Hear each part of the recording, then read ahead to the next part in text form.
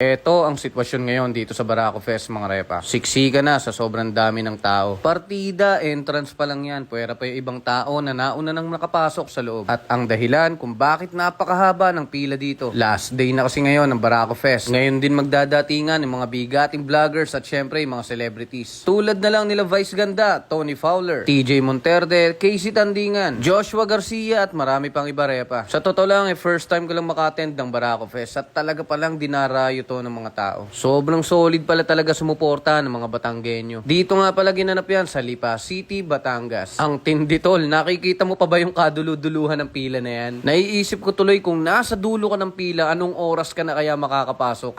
Basta, isa lang ang masasabi ko. Napakalupet sumuporta ng mga Batanggenyo. Ikaw repa, ano yung pinaka-paborito mong moment dito sa Barako Fest? Comment mo naman sa baba para mabasa din natin. Yun lang mga repa. Axel Goes Random to. Let's go.